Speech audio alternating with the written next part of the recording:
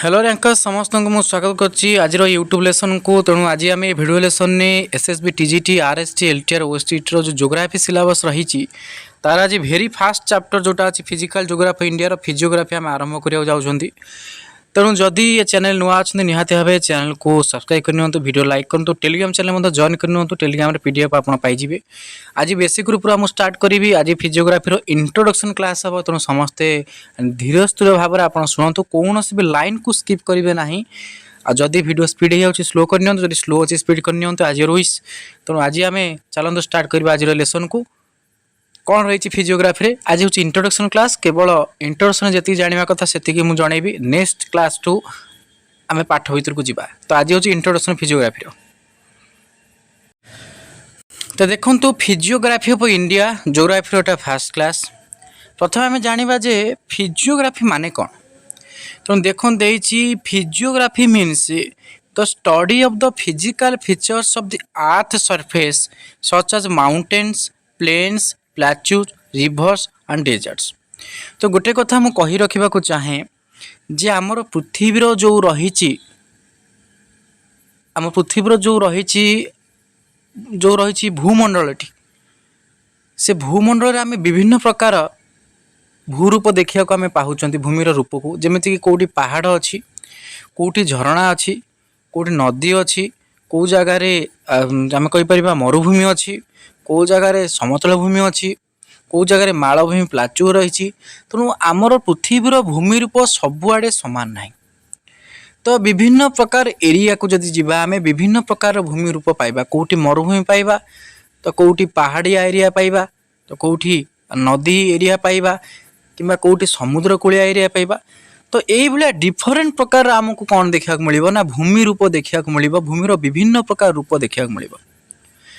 तो जो फिजियोग्राफी अच्छी सेटा हूँ एक्जाक्टली आम जो भूमि रूप भितर स्टडी करवा तार अर्थ हूँ जे आमर जो रही भूमि रूप तार अवस्था कौ भाया कौटी पहाड़ अच्छी कौटी आमर समतल भूमि अच्छी कौटी मालभूमि रही कौटी मरुभूमि रही।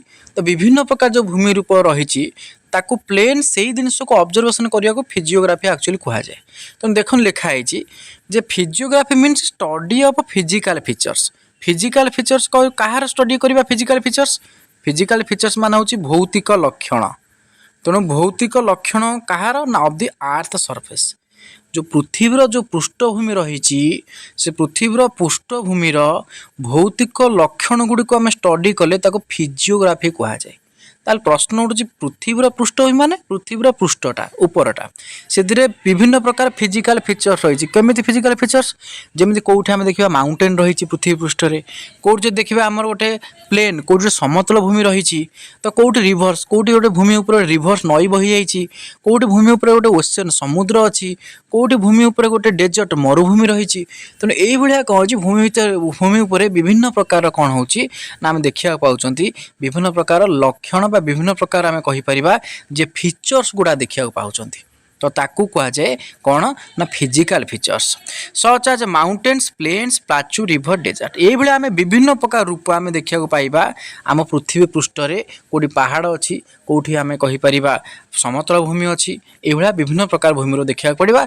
से ही भूमि रूप बा पृथ्वी पृष्ठ को अध्ययन करने को से विभिन्न भूमि रूप को अध्ययन करने को फिजियोग्राफी बोली कह जाए। क्लियर कौ जगार कौन अच्छी तार लक्षण कौन तार वैशिष्ट्य कौन से फिजियोग्राफी कह जाए। The word physiography comes from Greek words. जो फिजियोग्राफी शब्द गोटे ग्रीक शब्द आसी जमती फिजिक्स गोटे अच्छी फिजिक्स आ गोटे हूँ ग्राफिया। तो ये दुईटा ग्रीक शब्द मिसिकी फिजियोग्राफी।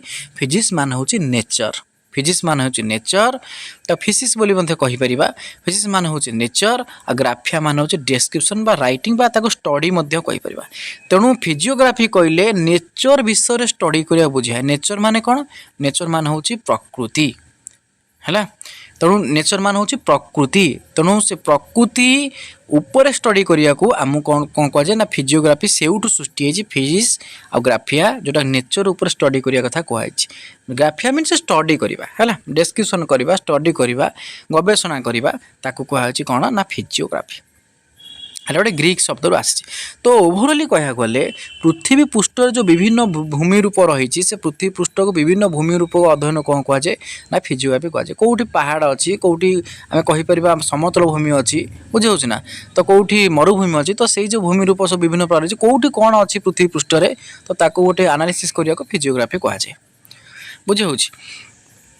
ତାପରେ ଦେଖ ଦେଇଛି so physiography literally means description of nature. ତେଣୁ ଯେହେତୁ ଫିଜିକ୍ସ ମାନେ ହେଉଛି ନେଚର, ଗ୍ରାଫିଆ ମାନେ ହେଉଛି ଡେସ୍କ୍ରିପସନ୍, ଫିଜିଓଗ୍ରାଫିର ଆକ୍ଷରିକ ଅର୍ଥ ହୋଇଯିବ ଡେସ୍କ୍ରିପସନ୍ ଅଫ୍ ନେଚର, ମାନେ ପ୍ରକୃତି ବିଷୟରେ ବର୍ଣ୍ଣନା।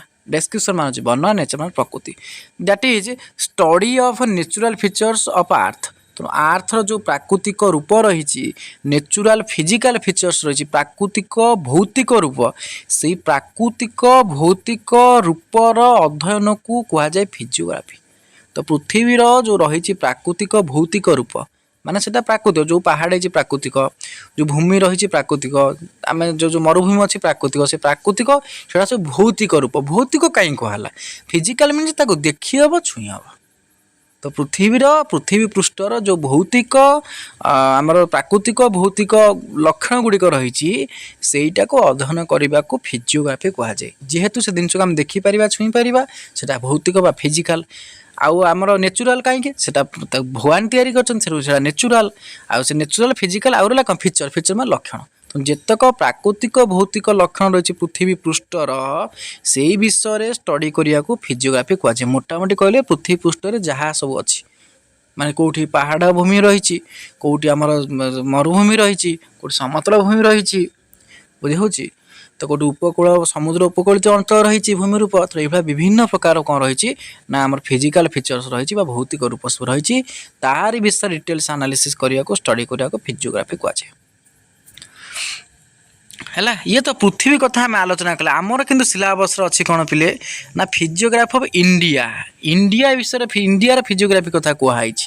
ଇଣ୍ଡିଆର ଫିଜିଓଗ୍ରାଫି କଥା ତ ସେଠି ଯେମିତି କହୁଥିଲେ ପୃଥିବୀର ଆମେ ଯେତେବେଳେ ଭୂମି ରୂପ ଷ୍ଟଡି କରୁଛେ ଫିଜିଓଗ୍ରାଫି କୁହାଯାଉଛି। ଏଠି ଇଣ୍ଡିଆ ଆସିଲା ମାନେ ଇଣ୍ଡିଆ ମ୍ୟାପ୍ ଭିତରେ ବା ଇଣ୍ଡିଆ ସୀମାରେଖା ଭିତରେ ଯେତିକି ଭୂମି ରୂପ ସବୁ ଆସୁଛି, ଯେତିକି ଫିଜିକାଲ ଫିଚର୍ସ ସବୁ ଆସୁଛି, ସେଇଟାକୁ ଷ୍ଟଡି କରିବାକୁ ଫିଜିଓଗ୍ରାଫି ଅଫ୍ ଇଣ୍ଡିଆ ବୋଲି କୁହାଯାଏ। ଦେଖ କ'ଣ ଡେଫିନେସନ୍ କହୁଛି। Physiography of India is the study of the physical features and landforms of India. Particular ଯଦି ଆମେ ଇଣ୍ଡିଆର କେଉଁଟାକୁ ପଢ଼ିବା ନା ଲ୍ୟାଣ୍ଡଫର୍ମ। ଲ୍ୟାଣ୍ଡଫର୍ମ ମାନେ ଯେଉଁ ଭୂମି ରୂପ, ଇଣ୍ଡିଆର ଭୂମି ରୂପକୁ ଯଦି ଆମେ ଆନାଲିସିସ୍ କରିବା, ଇଣ୍ଡିଆର ଫିଜିକାଲ ଫିଚର୍ସ ବା ଇଣ୍ଡିଆର ଯେଉଁ ଭୌତିକ ଲକ୍ଷଣ ସବୁ ରହିଛି ପୃଥିବୀ ପୃଷ୍ଠର ଇଣ୍ଡିଆ ସୀମାରେଖା ଭିତରେ, ତାକୁ ଯଦି ଆମେ ଆଲୋଚନା କରିବା, ତାକୁ ଫିଜିଓଗ୍ରାଫି ଅଫ୍ ଇଣ୍ଡିଆ ବୋଲି କୁହାଯିବ। ହେଲା, ସଚ୍ ଆଜ୍ କେଉଁ ଜିନିଷ ତାହେଲେ ହେଉଛି ମାଉଣ୍ଟେନ୍ସ। ଇଣ୍ଡିଆରେ କେଉଁ ଜାଗାରେ ମାଉଣ୍ଟେନ୍ସ ଅଛି, ଇଣ୍ଡିଆର ପ୍ଲେନ୍ସ କେଉଁ ଜାଗାରେ ଇଣ୍ଡିଆର ପ୍ଲେନ୍ସ ରହିଛି, ସମତଳ ଭୂମି ଅଛି କେଉଁଠି, ପ୍ଲାଟ୍ୟୁଜ୍ କେଉଁଠି ମାଳଭୂମି ଅଛି, କେଉଁଠି ଡେଜର୍ଟସ୍ ମରୁଭୂମି ଅଛି, କେଉଁଠି କୋଷ୍ଟାଲ ପ୍ଲେନ୍ସ କେଉଁଠି ସମୁଦ୍ର ଉପକୂଳବର୍ତ୍ତୀ ସମତଳ ଭୂମି ଅଛି, କେଉଁଠି ଆଇଲ୍ୟାଣ୍ଡ କେଉଁଠି ଦ୍ୱୀପ ଅଛି। ଏମିତି ଆମ ଯେଉଁ ଇଣ୍ଡିଆ ମ୍ୟାପ୍ରେ ଦେଖିବା ବହୁତ ପ୍ରକାର ପାଇବା। କେଉଁଠି ମାଉଣ୍ଟେନ୍ ଥିବ, କେଉଁଠି ପ୍ଲେନ୍ ଥିବ, ପ୍ଲାଟ୍ୟୁଜ୍ ଥିବ, ଡେଜର୍ଟ ଥିବ, କୋଷ୍ଟାଲ ଥିବ। ଇଏ ଯେଉଁ ସବୁ ରହିଛି ଫିଜିକାଲ ଫିଚର୍ସ ଗୁଡ଼ିକ ବା ଲ୍ୟାଣ୍ଡଫର୍ମସ୍ ଗୁଡ଼ିକ, ଆରି ବିଷୟରେ ଆମେ ଡିଟେଲ୍ସ ଆନାଲିସିସ୍ କରନ୍ତି, ସେଇଟା କୁହାଯାଏ ଫିଜିଓଗ୍ରାଫି ଅଫ୍ ଇଣ୍ଡିଆ। ମାନେ ଭାରତର ଆମେ କହିପାରିବା ଭୌତିକ ଅବସ୍ଥିତି ବା ଭୌତିକ ଭୂମି ରୂପ ବା ଆମେ କହିପାରିବା ଭୌତିକ ଭୂମି ରୂପର ଲକ୍ଷଣ, ଫିଜିଓଗ୍ରାଫି ଅଫ୍ ଇଣ୍ଡିଆ। ଭାରତରେ ସିଧାସଳଖ ଯଦି ଓଡ଼ିଆରେ କହିବି, ଭାରତର ଫିଜିଓଗ୍ରାଫି କହିଲେ ଭାରତ ମ୍ୟାପ୍ ଭିତରେ କେଉଁ ପ୍ରକାରର ଭୂମି ରୂପ ସବୁ ଆସିଥାଏ, ତାର ଲକ୍ଷଣ ସବୁ କ'ଣ, ତ ସେଇଟାକୁ କୁହାଯାଏ, ସେଇଟାକୁ ଷ୍ଟଡି କରିବାକୁ କୁହାଯାଏ ଫିଜିଓଗ୍ରାଫି ଅଫ୍ ଇଣ୍ଡିଆ। ତ ମୁଁ ଭାବୁଛି ଯେତିକି ସମୟ ହେଲାଣି କହିଲିଣି, ତ ପ୍ରାଞ୍ଜଳ ଭାବେ କହୁଛି ଓଡ଼ିଆରେ, ଆପଣମାନେ ବୁଝିପାରୁଥିବେ ଫିଜିଓଗ୍ରାଫି ଅର୍ଥ କ'ଣ। ପରୀକ୍ଷାରେ ଫିଜିଓଗ୍ରାଫି କ'ଣ ପଚାରିବ ନାହିଁ, କିନ୍ତୁ ଜାଣନ୍ତୁ ଯେ ଫିଜିଓଗ୍ରାଫିଟା କ'ଣ, ଆକ୍ଚୁଆଲି ଫିଜିଓଗ୍ରାଫି କ'ଣ, ତାପରେ ସିଲାବସ୍ ଭିତରକୁ ଆମେ ଏଣ୍ଟ୍ରି କରିବା। ହେଲା, ତାପରେ ଦେଖନ୍ତୁ India is divided into 6 major physiographic division. ଯେ ଭାରତର ଯେଉଁ ଫିଜିଓଗ୍ରାଫିକ୍ ଡିଭିଜନ୍ ରହିଛି, ଭାରତର ଯେଉଁ ଆମର ରହିଛି ମେଜର ଫିଜିଓଗ୍ରାଫିକ୍ ଡିଭିଜନ୍, ତାକୁ କ'ଣ କରାଯାଇଛି 6 ଭାଗରେ ବିଭକ୍ତ କରାଯାଇଛି। ତାକୁ ସମୁଦାୟ ଭାରତରେ ଫିଜିଓଗ୍ରାଫି ଡିଭିଜନ୍ 6 ଭାଗ ରହିଛି। ମାନେ ଭାରତର ଯଦି ଭୂ ରୂପକୁ ଦେଖିବା, ଆମେ ଭୂମି ରୂପକୁ ଦେଖିବା, ତାହେଲେ ତାକୁ ମୋଟାମୋଟି ଆମେ 6 ଭାଗରେ କ'ଣ କରିବା, ଡିଭାଇଡ଼ କରିପାରିବା। କ'ଣ କ'ଣ ସେ 6 ଭାଗ ଆକୁ ମନେ ରଖିବାକୁ ପଡ଼ିବ, ଆପଣମାନେ ଆକୁ ମନେ ରଖିବେ। ପ୍ରଥମେ ଆସିବ ହିମାଲୟାନ୍ ମାଉଣ୍ଟେନ୍। ଭାରତରେ ଯେଉଁ ମାଉଣ୍ଟେନ୍ ଦେଖିବାକୁ ମିଳେ ଯେଉଁ ସାଇଡ଼୍ରେ, ସେଟା କୁହାଯାଇଛି ଦି ହିମାଲୟାନ୍ ମାଉଣ୍ଟେନ୍ ବା ତାର ଆଉ ଗୋଟେ ନାଁ ହେଉଛି ନର୍ଥର୍ନ ମାଉଣ୍ଟେନ୍।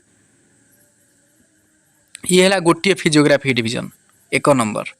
दुई नंबर आसब माने हिमालयन माउंटेन जो हिमालय पहाड़ रही भारत में आ से माउंटेन देखो एस लगी तो सेटा हूँ माउंटेन्स माने हूँ गोटे पहाड़ नुह से बहुत लंबा पहाड़ देखा मिले गोटे पाखक एमती गोटे पहाड़र से गोटे कलेक्शन देखा मिले।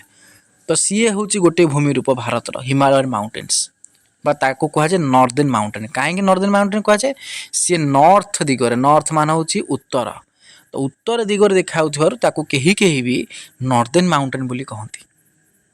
ये गोटे भूमि रूप गला भारत आम फिजियोग्राफी डिविजन पढ़ुं भारतर भूमि रूप को केते भाग विभक्त कराई भूपृष्ठ को। तापर जदि ओडिया टर्म कोटा भूल हो तो सेटा जनइबे कमेंट माध्यम। दुई है दि नॉर्दर्न प्लेन्स तापर ये माउंटेन गला माउंटेन मान हूँ बड़ बड़ पहाड़ सेटा हिमालयन माउंटेन गोटे आम भूमि रूप। दुई आसला नॉर्दर्न प्लेन। नॉर्दर्न प्लेन मान हूँ जो समतल भूमि सेटा जेहेतु उत्तर दिगरे अच्छे ता ना हूँ नॉर्दर्न प्लेन है। ताकू कहीं कहीं भी तार आउटा ना दे दिखती कौन Indo Gangetic plane. Indo Gangetic plain कहुए जेहेतु गंगा नदी कूल अवस्थित तार ना इंडो गांगेटिक प्लेन कहुए समतल भूमि सेटा। तेणु प्रथम एक नंबर पढ़िले कौन जे जोटा कहते माउंटेन्स पहाड़ बा पार्वत्य अंचल है कारण से पर्वत मानक नहीं से अंचलटा गठित है सेटा उत्तर दिगरे थी नॉर्दर्न माउंटेन कहुए। दुई आसला नॉर्दर्न प्लेन एटा समतल अंचल जोटा कि उत्तर दिगरे थाए ता ना नॉर्दर्न प्लेन ताकू कहीं कहीं इंडो गांगेटिक प्लेन कहती। ये है 2 नंबर फिजियोग्राफी डिविजन इंडिया। 3 रे आसीबो पेनिनसुलर प्लाचू। पेनिनसुलर प्लाचू मान हूँ जे आम कहीपर जे सीटा हूँ कौन कह आपको कहे मालभूमि। पेनिनसुलर प्लाचू कहे दाक्षिणात्य मालभूमि कहीं कहीं कहती तो यहाँ कहे मालभूमि। तो मालभूमि ये है आउ गोटे फिजियोग्राफी डिविजन। तापर आसीबो इंडियन डेजर्ट जो मरुभूमि भारत में मरुभूमि देखा मिले राजस्थान थर मरुभूमि। तो इंडियन डेजर्ट आउ गोटे फिजियोग्राफी डिविजन अटे। आउ गोटे कौन आसीबो द कोस्टाल प्लेन जे गोटे प्लेन पढ़िले 2 नंबर नॉर्दर्न प्लेन जेहेतु सेटा उत्तर दिगरे थाए ये आसला कोस्टाल प्लेन। कोस्टाल मान हूँ समुद्र कूलवर्ती अंचल को कोस्टाल कहुए। तो जो एरिया गुड़ा समुद्र कूल रही समतल अंचल गला ताको कहला कोस्टाल प्लेन। कोस्टाल माने समुद्र कूल अंचल प्लेन मान हूँ समतल भूमि। तो 2 प्रकार देख प्लेन अच्छी मार्क कर। 2 आसला नॉर्दर्न प्लेन जोटा कि उत्तर नॉर्दर्न मान हूँ उत्तर उत्तर भारत देखा मिले सेटा नॉर्दर्न प्लेन उत्तर भारत समतल भूमि कहुए। किंतु 5 नंबर जो लिखा कोस्टाल प्लेन एटा समुद्र कूल कोस्टाल मीन्स उपकूल समुद्र उपकूल अंचल जो समतल भूमि देखा सी है कोस्टाल प्लेन। आ 5-6 नंबर आसला कौन ना कौन दि आइलैंड। आइलैंड मान हूँ कौन ना द्वीपपुंज। तो यही भाया 6 प्रकार भूमि रूप इंडिया देखा मिले 6 प्रकार। प्रथम 1 नंबर आउ थे रिपीट करुच्ची आपको मन रखा पड़े 6 प्रकार। 1 नंबर आसो कौटा ना पहाड़ अंचल द हिमालयन माउंटेन हिमालय पहाड़ को लेकिन एटा गठित कौ दिगरे अच्छी नॉर्थर्न अच्छी माने उत्तर दिगरे कहीं कहीं कहते नॉर्दर्न माउंटेन बुझेगा क्लीयर पहाड़ अंचल गला। 2 आसो समतल अंचल समतल अंचल माने प्लेन बेसी उच्चा नुह कि बेसी खालुआ नुह तो ताको कहगला एटा कौ दिग देखा मिले नॉर्दर्न अंचल तो सेटा कहगला नॉर्दर्न प्लेन बा उत्तर समतल भूमि बा कहीं कहीं कही दिंता ना इंडो गांगेटिक प्लेन कहीं ना से गांगे बा गंगा निकट देखा मिले गांगेटिक। 3 रहा पेनिनसुलर प्लाचू। पेनिनसुलर प्लाचू माने कौन मुझे मालभूमि। मालभूमि माने कौन सेटा समतल भूमि टिके उच्चा किंतु पहाड़िया भूमि ठू टिके डाउन माने आम कहीपर पहाड़ भूमि उच्चता सम मालभूमि उच्चता हूँ कम किंतु समतल भूमि ठू से उच्चा माने प्लेन सेटा नुह सेटा टिके हाइट भूमि किंतु पहाड़ ठू छोट तो सेटा कहुए प्लाचू। बुझीपाल ये है गोटे भूमि रूप अच्छी भारत में। तापर डेजर्ट डेजर्ट तो जानते मरुभूमि मरुभूमि कही तो ये गोटे भूमि रूप मरुभूमि देखा मिले भारत में। कोस्टाल प्लेन माने कौन प्लेन माने समतल भूमि कोस्टाल माने एबे कहली जो एरियाटा समुद्र कूलवर्ती अंचल जो प्लेनटा जाइथिबो कोस्टाल प्लेन। आउ आइलैंड आइलैंड माने कौन आइलैंड हूँ द्वीपपुंज भारत में कि द्वीपपुंज रही अंडमान द्वीपपुंज लाक्षाद्वीप द्वीपपुंज यही। तो से भारत को भूमि रूप को फिजियोग्राफी डिविजन को 6 भाग विभक्त कर दिखाई। आपण काम है आपको प्रांजल भाव कौन कर घोषिदबा 6टा कौन ता ना भी जो गोटाटा अच्छी कौन ताको मन रखिदेवे जे हिमालयन माउंटेन को नॉर्दर्न माउंटेन कहुए नॉर्दर्न प्लेन को इंडो गांगेटिक प्लेन कहुए peninsular plateau the Indian desert तापर एटा थर्ड डेजर्ट भी कहीं कहती द इंडियन डेजर्ट को थर्ड डेजर्ट मत कहुए आ कोस्टाल प्लेन आउट है दि आइलैंड। तो यही 6 भागरे आमको जदि डिटेल स्टडी करदे ताले आमर फिजियोग्राफी ऑफ इंडिया हो कहीं यही 6टा को लेकिन ही आमर कौन है भारत भूरेखा भारत जो रही भूरूपटा कौन है तैयारी प्राकृतिक भूमि रूपटा ये 6टा जिनस को लेकिन भारत तैयारी भारत में 6 प्रकार आम कहीपर फिजियोग्राफिक डिविजन भौतिक अवस्थित देखा मिले जे कौटी पहाड़ कौटी समतल भूमि कौटी मालभूमि कौटी मरुभूमि कौटी समुद्र उपकूलवर्ती समतल भूमि कौटी द्वीपपुंज एतिक नहीं कि ही भारतर भूमि रूप तैयारी भारतर भौतिक अवस्थिति तैयारी बुझीगला। तो यही जिनस मैप्रे मन रखिदेवा कारण मैप जोग्राफी माने मैप तो मैप को काटिक जोग्राफी पढ़ी हम ना तो से इंट्रोडक्शन क्लास आनी आप मैप्रे मन रखु कौटी किए रोचे तो मैप मुझे देखा ये 6टार मैप मुझे देखी है। तो 1 नंबर कौटा देखा आम आगे द हिमालयन माउंटेन बा नॉर्दर्न माउंटेन चलो मैप्रे देखा मैपटा नहीं आगू को तो देख ये जगार मैपटा इंडिया मैपटा पूरा देखा हाँ तो देखा इंडिया मैप तो ये मैप्रे गोटे कथा लक्ष्य रखु आम 1 नंबर कौटा पढ़ा ना नॉर्दर्न माउंटेन तो नॉर्दर्न माउंटेन कौ जगार अच्छी तो देख मैप चिन्हवा कथु प्रथम मन रख ये जो ऊपर दिगत मैप को ताको नॉर्थ बोली कह जाए जोटा कह जाए उत्तर तापर को ये जो तल एरियाटा जोटा रही कौन कह जाए तल एरिया कह जाए ये मुझे छोट करदे देखा जीवन बोधे टिके रुहतु मुझे छोट करदे तो से ही आसूचे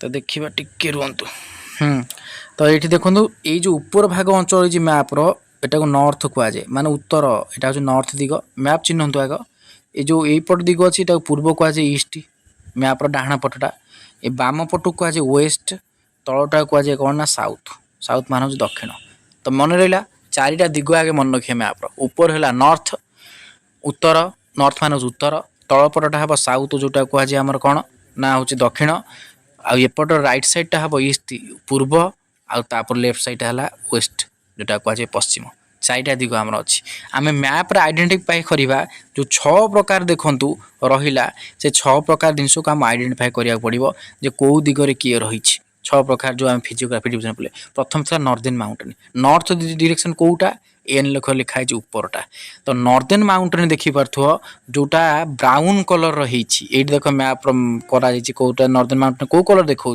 ब्राउन कलर तो जितक एरिया ब्राउन कलर होती से सब हिमालय पहाड़ जाऊँगी देखिपार्टी तो ब्राउन कौ कलर है देखिपे ये जगह देखो सब ब्राउन होगा सब ये नॉर्थ जाऊँ ना ऊपर भाग यहाँ नॉर्थ जाऊला ना तो ये देखो हिमालय पहाड़ रही तो एपटे देखो हिमालय पहाड़ एत आड़ जाए हिमालय पहाड़ रही मैंने भावतु हिमालय पहाड़ कौटा आरंभ ये जो मझे जो धड़ाटा हो जाए कौटा कहते मार्क कर देखो ये आर मार्क माइली जो धड़ा कलर होटा एक्चुअली हूँ नेपाल से इंडिया ना बोली तो सेटा को कौन कह लिखिनी नेपाल जो व्हाइट जो मैपटा है नेपाल तो ये जो माउंटेनटा है नॉर्दर्न माउंटेन ये यूठू आरंभ हो मार्क अच्छी ऊपर ये यूठू एमती चलती पूरा चली चली चली चली आसी एत आड़ देखो रूपटा कौ भाया यही भाया ये माउंटेनटा है हिमालय माउंटेन जानीपार तेणु यहीटा टोटाल है नेपाल मझे थी ये व्हाइट करदे कहीं भारत जाओ नेपाल भारत जाए ना तो से व्हाइट करनी कितु माउंटेन अच्छी जोटा मुझे कहली टोटालटा ये एत बाट पता देखो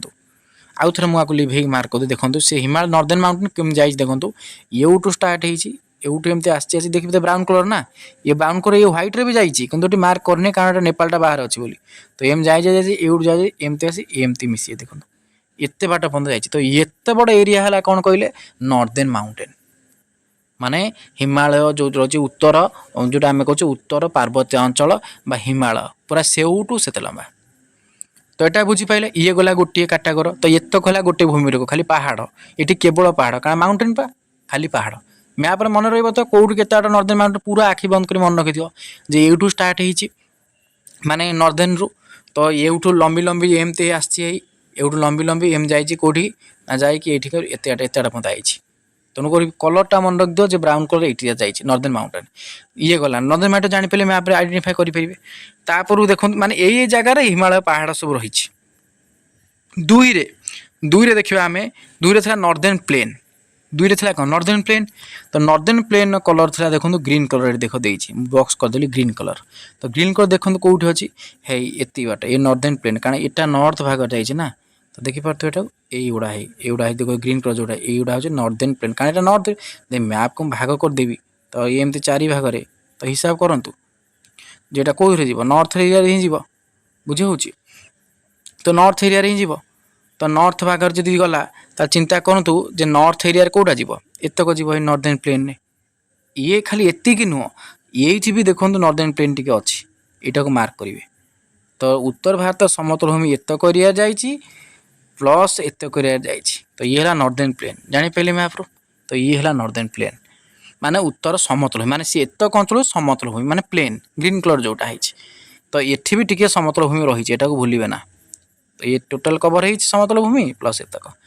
ब्राउन कलर जोटा नॉर्दर्न माउंटेन पहाड़िया अंचल गला तापर आसो 3 नंबर कोड़ा थिला ना एठी देछि द ग्रेट आमे पढिथिले कोड़ा डेकान प्लाचू तो डेकान प्लाचू पढिथिले आमे 3 नंबर डेकान प्लाचू को आमे डेकान प्लाचू को कलर ना देखंतु गहम रंग रहिछि तो सबुठु बड़ देखा जाउछि पूरा एमते ही आरंभ होइछि डेकान प्लाचू सॉरी डेकान प्लाचू देखो एमते आरंभ होइछि एमते एमते ही ए देखो ब्राउन को ये कलर एतक बढिला डेकान प्लाचू तो मालभूमि प्लाचू माने मालभूमि एतक कला मालभूमि रे गला जानि हैला तो यहाँ हूँ डेकान प्लाचू बा मालभूमि तो ये है गोटे भूमिरूप माने आर हाइट माने समान समतल भूमि जाऊनी कि पहाड़िया अंचल जाऊनी ये अल्प उच्च विशिष्ट भूमि माने समतल ठू अधिक टिके उच्च पहाड़िया ठू आउ टिके डाउन तो मीडियम हाइट रे यार रहिबो तो ये है कौन ना प्लाचू देखो केते बड़ी एरिया नहीं भारतर एते बड़ी एरिया प्लाचू गोटे बुझे हो डेकान प्लाचू बा पेनिनसुलर प्लाचू कह जाए तापर आसीबो कोटा तापर आसीबो हमर द ग्रेट इंडियन डेजर्ट आम कहीपर आम पढ़ते जो इंडियन डेजर्ट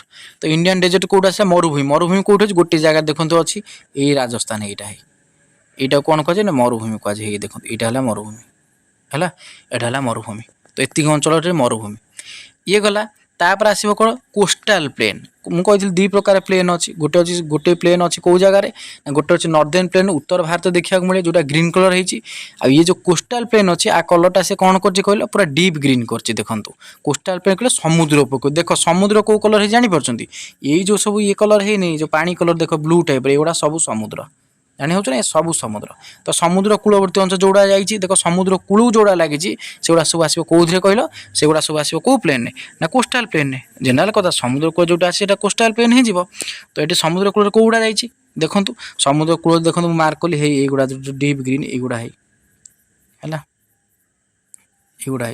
युड़ा सब देखूँ युड़ा सब आस कौन ना कोस्टाल प्लेन रे बुझे होगा सब कौन आसो ना कोस्टाल प्लेन रे एगुड़ा सब आसीज तो जोटा कहुए उपकूलवर्ती समतल अंचल ये गला आ लास्ट गला आइलैंड आइलैंड जो टिके टिके अच्छी से हुए तो मैप रे मे भी देखी पारे न देखी पारे तो मैपटा टिके ऊपर को जावा दरकार मत व्यवस्था करुँच रुहतु देखो मैप जूम करदेली तो जूम कलापर होते आइलैंड आप देखिपारे तो देखूँ यहीटा हूँ देखूँ मुझे जोटा कहली कोस्टाल प्लेन कौन जी कोस्टाल प्लेनटा जाइए कौ कलर ना डीप ग्रीन कलर युड़ा है देखो समुद्र उपकूल लगी देखो युड़ा है रुहतु टे युड़ा हूँ कोस्टाल प्लेन देखो कहीं एगुड़ा सब कहुए कोस्टाल प्लेन कहीं कोस्टाल प्लेन एपाई कोस्टाल प्लेन कहुए कारण युड़ा हूँ समुद्र जो ब्लू कलर अच्छी देखो ये सब समुद्र बे ऑफ बेंगल बंगोसागर यहाँ हूँ अरबियन सी अरब सागर एपटे तो युड़ा जो समुद्र देख लगी कड़गुड़ा ये सब जाऊँ कौ प्लेन ना कोस्टाल प्लेन जाऊँ डीप ग्रीन कलर देखते हो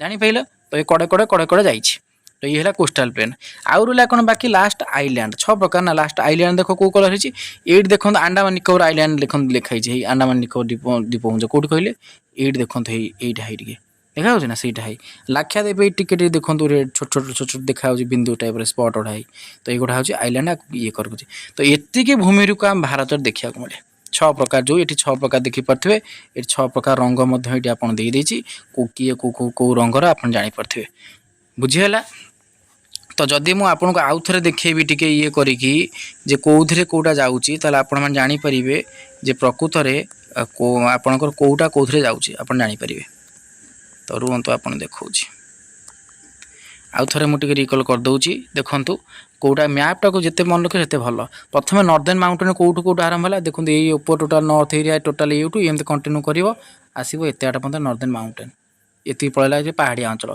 तापर नॉर्दर्न प्लेन कौड़ा ग्रीन कलर जो है ये अच्छी नॉर्दर्न प्लेन पाखक पूरा आ भर टे पशि कौन नॉर्दर्न प्लेन तापर डेकान प्लाचू तो जानी थे यहाँ है डेकान प्लाचू ଏମିତି ହେଲା ଡେକାନ ପ୍ଲାଚୁ। ତାପରେ ରହିଲା କ'ଣ, ତାପରେ ଆସିବ ଯେଉଁ ଗ୍ରେଟ୍ ଡେଜର୍ଟଟା କେଉଁଟା ନା ମରୁଭୂମିଟା ଏଇଟା। ଆଉ ଯେଉଁ କୋଷ୍ଟାଲ ପ୍ଲେନ୍ କଡ଼େ କଡ଼େ ଯେଉଁଟା ଯାଇଛି କୋଷ୍ଟାଲ ପ୍ଲେନ୍ କ୍ଲିଅର। ଆଉ ରହିଲା କ'ଣ ଆଇଲ୍ୟାଣ୍ଡ ତ ଜାଣିଥିବେ, ଏଠି ଆଇଲ୍ୟାଣ୍ଡ ଅଛି ଆଣ୍ଡାମାନ ନିକୋବର, ଏପଟେ ବେ ଅଫ୍ ବେଙ୍ଗଲରେ, ଏପଟେ ରହିଲା କ'ଣ ଲାକ୍ଷାଦ୍ୱୀପ। ତ ଏତିକି ଖାଲି ପୋଜିସନ୍ ଆପଣ ଏବେ ମନେ ରଖନ୍ତୁ, କେତେ ପୋଜିସନ୍ କେଉଁ ଜାଗାରେ କ'ଣ ଅଛି। ଏଇ ମ୍ୟାପ୍ଟାକୁ ଆପଣ ଟିକେ ଭଲସେ ପୁରା ଯଦି ପାରୁଛନ୍ତି ଖାତାରେ ବି ଆଙ୍କି ପକାନ୍ତୁ, କାରଣ କେଉଁଟା କେଉଁ ଜାଗାରେ ଅଛି ଆପଣ ଜାଣିପାରିବେ। ଆଉ ଗୋଟେ କଥା ବାର କହୁଛି, ଏଇ ଯେଉଁ ହ୍ୱାଇଟ୍ ହେଇଛି ଏ ଜାଗାରେ ଭାବନ୍ତୁ ନା ପାହାଡ଼ ନାହିଁ, ଏଇଟା ନେପାଳରେ ଯାଉଛି ବୋଲି ଯେଉଁଟା ମୁଁ ଏବେ ମାର୍କ କରୁଛି ଦେଖନ୍ତୁ, ଇଏ ମ୍ୟାପ୍ଟା ହେଲା ନେପାଳର, ଏଇଟା ଇଣ୍ଡିଆର ନୁହଁ। ଏଇଠି ଯେଉଁ ନେପାଳ ଯାଉଛି, ଏଇ ଯାହା ନେପାଳ ଅଛି ବୋଲି ସେଟା ହ୍ୱାଇଟ୍ ଛାଡ଼ି ଦେଇଛି, କିନ୍ତୁ ଜାଣିବେ ନା ଯେ ଏଠି ହିମାଳୟ ପାହାଡ଼ ଯାଉନି ବୋଲି। ହିମାଳୟ ପାହାଡ଼ ଟୋଟାଲ୍ ଯେଉଁ ବ୍ରାଉନ୍ ଦେଖାଯାଉନି, ଟୋଟାଲ୍ ଇଏ ବି ତା ଦେହରେ ଯାଉଛି। ଇଏ ଯେଉଁଟା ମୁଁ ଏବେ ଗୋଲ ବୁଲଉଛି, ଇଏ ଯାଇକି ଏପଟ ଯାଇକି ଏତେ ବାଟ ପର୍ଯ୍ୟନ୍ତ ସେ ରହୁଛି, ଇଏ ବି ହେଇଯାଉଛି, ସବୁ ଗୁଡ଼ା ଯାଉଛି, ବୁଝି ହେଉଛି। ତ ଏଇଟା କଣ୍ଟିନ୍ୟୁସ୍ ରେଞ୍ଜଟା, ମାନେ ଏଇଟା ଲମ୍ବିକି ଯାଇଛି ଏତେ ବାଟ। ତ ମଝିଟା ଭାବିବ ନା ଯେ ନାହିଁ ବୋଲି, ଏଟାକୁ ଏମିତି ଭାବିବ ନା, ଏଇଟା ଅଛି ବୁଝିପାରୁଛ, ଏଠି ହିମାଳୟ ପାହାଡ଼ ଅଛି, ବୁଝି ହେଉଛି। ତ ଭାରତର ଏଇ 6 ଭାଗ ଅଛି। ତ ଏତିକି ହେଲା ଆପଣଙ୍କର ହୋମୱାର୍କରେ କାମ ହେଲା କ'ଣ ନା ଆପଣ କ'ଣ କରିବେ, ଆକୁ ଭଲ ଭାବରେ କ'ଣ କରିବେ, 6 ଭାଗର ଯେଉଁ ବିଭକ୍ତି ତା ନାଁ ମନେ ରଖିବେ, ପ୍ଲସ୍ ମ୍ୟାପ୍ ଆଇଡେଣ୍ଟିଫାଇ କରିବା ଶିଖିବା ଦରକାର, କେଉଁ ଜାଗାରେ କ'ଣ ଅଛି। ଏଇଟା ହେଲା ସବୁଠୁ ବଡ଼ କଥା, କେଉଁ ଜାଗାରେ କ'ଣ ଅଛି ମାନେ ଆଖି ବନ୍ଦ କଲେ ଦେଖା ହେଉଥିବ, ଏଇ ଜାଗାରେ ଅଛି ନର୍ଦର୍ନ ମାଉଣ୍ଟେନ୍ ଏଇଠି ଏତେ ବାଟ, ଏଇ ଜାଗା ଆସି ଏଇଠି ପଶିଛି। ତାପରେ ଆସିବ ଯେଉଁ ନର୍ଦର୍ନ ପ୍ଲେନ୍, ଏଇ ଜାଗାରୁ ଆରମ୍ଭ ହେଇଛି, ନର୍ଦର୍ନ ପ୍ଲେନ୍ ଏତେ ବାଟ ଲମ୍ବିଛି। ତ ଦେଖ ଗାଙ୍ଗେଟି ପ୍ଲେନ୍ କହିବାର କାରଣ ମଧ୍ୟ ଏଇଠି ଦେଖ ଲେଖାଛି ଗଙ୍ଗା, ଏଇଠି ଗଙ୍ଗା ଅଛି ଦେଖନ୍ତୁ ଲେଖାଛି GNGA ଗଙ୍ଗା। ତ ଗଙ୍ଗାର ଏଇ ଉପକୂଳବର୍ତ୍ତୀ ଅଞ୍ଚଳ ତ ଏଇ ଜାଗାରେ ସବୁ ପ୍ଲେନ୍ ଦେଖିବାକୁ ମିଳେ, ସେଇପାଇଁ ତାର ଗାଙ୍ଗେଟି ପ୍ଲେନ୍ ବି ତା ନାଁ ହେଇଛି, ବୁଝିପାରୁଛ। ଗଙ୍ଗା ନଦୀ କୂଳରେ ଇଏ ପ୍ଲେନ୍ ମାନେ ସମତଳ ଭୂମି, ଏଟା ଉଚ୍ଚ ନୁହେଁ କି ଖାଲୁଆ ନୁହଁ, ବୁଝିହେଲା। ତ ଆଖି ବନ୍ଦ କଲା ମାନେ ଜଣା ପଡ଼ିଯାଉଥିବ ପେନିସୁଲା ପ୍ଲାଚୁ ଏଉଠି ଏତିଆଟା ଆରମ୍ଭ ହେଇଛି, କୋଷ୍ଟାଲ ପ୍ଲେନ୍ ଏଇ ଜାଗା ଯାଇଛି। ତ ଏଇ ଜାଗା ଯଦି ଆପଣ କରିପାରିଲେ ତ ମ୍ୟାପ୍ ବେସ୍, ତାହେଲେ ଟିକେ ବେଶୀ ଇଜି ହେବ ଜୋଗ୍ରାଫି ପଢ଼ିବା ପାଇଁ। ତ ଯଦି କ୍ଲାସ୍ଟି ବୁଝି ହେଇଥିବ ନିହାତି ମୋତେ କମେଣ୍ଟ କରିବେ, କାରଣ ଫାଷ୍ଟ କ୍ଲାସ୍ ଏଟା ଜୋଗ୍ରାଫିର। ତ ମୁଁ ଜାଣିବି ପାରିବି ନା ଯେ କ'ଣ ମାନେ ବୁଝି ହେଉଛି କି ନାହିଁ କ'ଣ, ତ ସେଥିପାଇଁ ମୋତେ ନିହାତି ଭାବେ ଜଣାଇବେ ସମସ୍ତେ ଯେ ଠିକ୍ ବୁଝି ହେଉଛି କି ନାହିଁ, କି କିଛି ଅସୁବିଧା ହେଉଛି ଯଦି ଇମ୍ପ୍ରୁଭମେଣ୍ଟ ପାଇଁ ମଧ୍ୟ ମୋତେ ସଜେସନ୍ ଦେଇପାରିବେ। ଜୟ ଜଗନ୍ନାଥ, ଧନ୍ୟବାଦ।